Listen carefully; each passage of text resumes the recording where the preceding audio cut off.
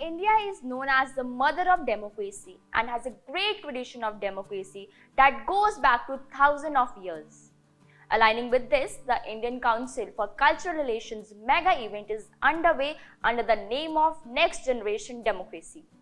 The inaugural batch includes delegates from 8 democracies who are exploring various places to know how one of the largest democracies in the world has been successfully functioning for the past 75 years.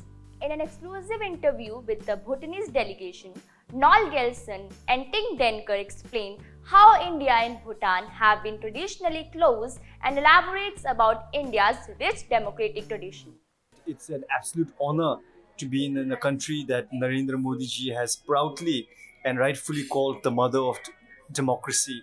And yesterday, I believe, when we were at the Parliament House, when this event network was Gen Next Democracy program was launched, I tweeted saying that I could feel the heart of democracy beating in New Delhi.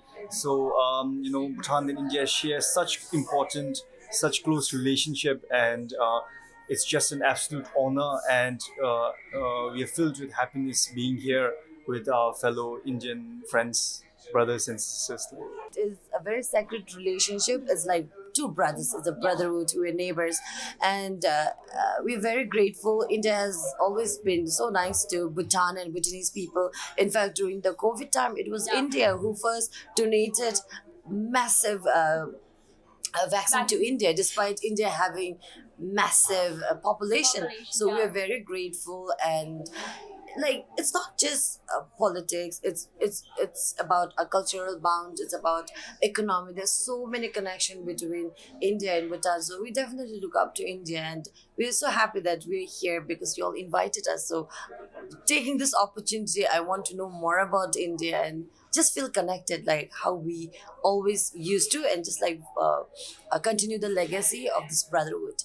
Further, both shared an interesting account on Bhutanese democracy and their thoughts on Indian democracy as well. Let's hear it.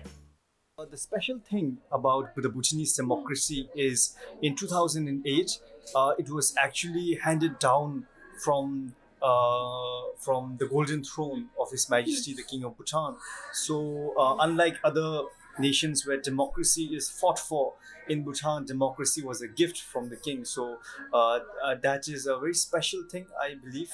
It's a blessing for all Bhutanese. Indian democracy, since the day one, we have been experiencing it, for example, in the vibrant culture. The moment the Bhutanese delegation arrived, we actually went to, thanks to ICCR, we went to Benares, we went to Varanasi and experienced the culture there, the rich Buddhist culture. Then we came to Delhi, and then we got to experience, the multitude of culture here. We just visited Red Fort, So India, as you know already, is such a beautiful country with such diverse culture and traditions, and the fact that it all coexists so beautifully. I think, for a lack of better words, if I may be so candid, India is a democracy that you cannot describe with words. You have to come to India to see it for yourself.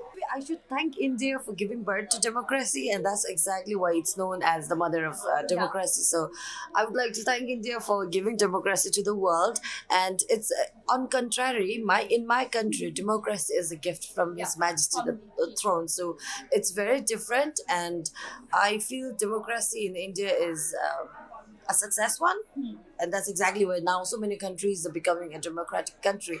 So we should definitely look up to India. Let's know what they have to say on future of democracy. I feel democracy in future will be very vibrant, very loud, very representative, because now in our generation, the millennials, they really know how to read. They research a lot.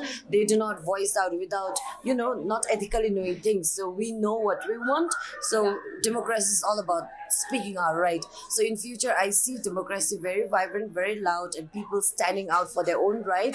And I see legislation or lawmakers actually favoring the people, because it will be people's voice, right?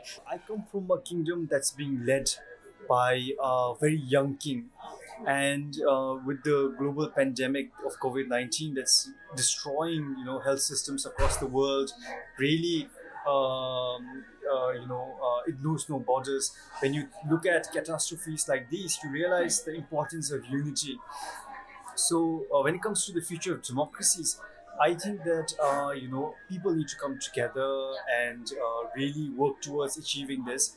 And young people will play an important role in that. For example, in the Kingdom of Bhutan, the country I represent, we have a huge youth population. India, for example, has a huge rising youth population. So the future will be is being built. I wouldn't say will be, is being built by young hands. So the young people will play an important role. That's all in today's segment. Thank you for watching us.